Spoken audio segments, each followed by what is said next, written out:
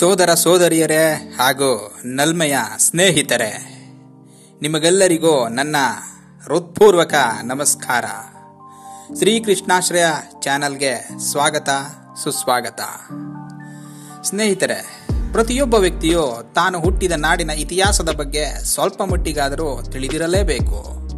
ಇತಿಹಾಸ ತಿಳಿಯದೇ ಇರುವವರು ಇತಿಹಾಸ ಸೃಷ್ಟಿಸಲು ಸಾಧ್ಯವಿಲ್ಲ ಎಂಬ ಮಾತಿದೆ.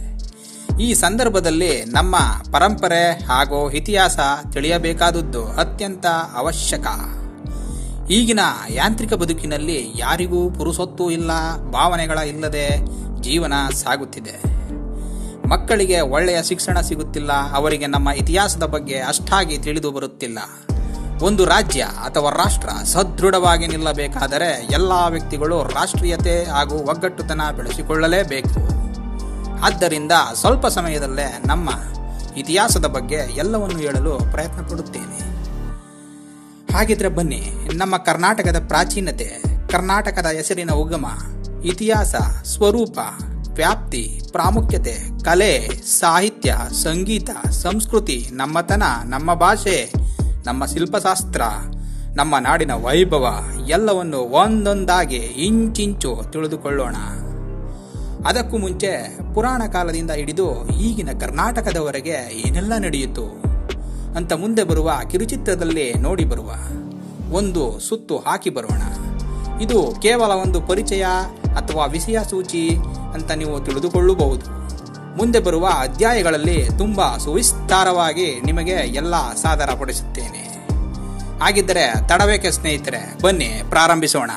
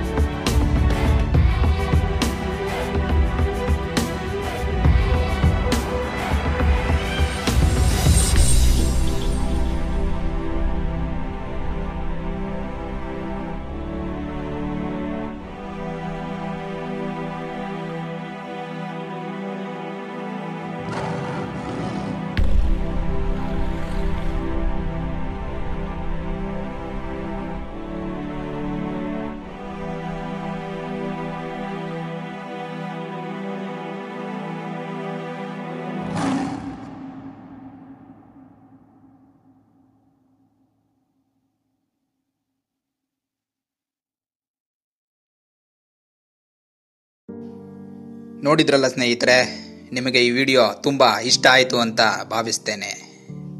ಪುರಾಣ ಹಾಗೂ ಪ್ರಾಚೀನ ಕಾಲದಿಂದ ಹಿಡಿದು ಆಧುನಿಕ ಕಾಲದವರೆಗೆ ಕಣ್ಣಿಗೆ ಕಟ್ಟಿಕೊಡುವ ಒಂದು ಸಣ್ಣ ಪ್ರಯತ್ನ. ಇದು ಕೇವಲ ಒಂದು ಟ್ರಯಲರ್ ಅಂತ ನೀವು ಭಾವಿಸಬಹುದು.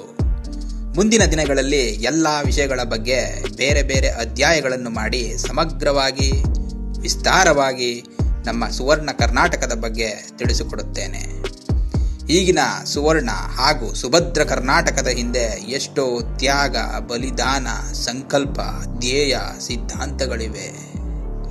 ಸಾಮ್ರಾಜ್ಯ ಕೋಟೆ ಕೊತ್ತಲಗಳನ್ನು ಕಟ್ಟಿ ಬೆಳೆಸಿ ಉಳಿಸಿ ಭದ್ರ ಬುನಾದಿ ಹಾಕಿದ ಸಾಮ್ರಾಟರ ಶ್ರಮವಿದೆ. ಜೀವನವನ್ನು ಒಂದು ತೃಣ ಸಮಾನವಾಗಿ ನೋಡಿ ಹೋರಾಡಿ ಕೆಚ್ಚೆದೆಯ ಬಿಸಿ ನೆತ್ತರು ಹರಿಸಿದ ಕ್ರಾಂತಿ ವೀರ ಕೇಸರಿಗಳ ಶೌರ್ಯ ಸಾಹಸಗಳಿವೆ. ಈ ಒಂದು ಭವ್ಯ ಪರಂಪರೆ ಉಳಿಸಲು ಕಟ್ಟಲು ಪ್ರೇರಕ ಶಕ್ತಿಯಾಗಿ, ಅಭಯ ಹಸ್ತೆಯಾಗಿ, ಶ್ರೀ ರಕ್ಷೆಯಾಗಿ, ಮಾತೃರೂಪಿಣಿಯಾಗಿ, ಜ್ಞಾನ ಸ್ವರೂಪಿಣಿಯಾಗಿ, ಸದಾಕಾಲ ರಕ್ಷಣೆಯಾಗಿ ನಿಂತಿರುವ ನಮ್ಮ ಕನ್ನಡಾಂಬೆಗೆ, ಕನ್ನಡತಿಗೆ, ಭುವನೇಶ್ವರಿ ದೇವಿಗೆ ನುಡಿ ನಮನಗಳನ್ನು ಅರ್ಪಿಸೋಣ. ನಮ್ಮ ಭಾರತ ಮಾತೆಯ ಹೆಮ್ಮೆಯ ಕುವರಿ ಕನ್ನಡತಿಗೆ ಜಯಬೇರಿಯನ್ನು ಮೊಳಗಿಸೋಣ. ಎಲ್ಲೆಲ್ಲೂ ಜಯಬೇರಿಯನ್ನು ಮೊಳಗಿಸೋಣ.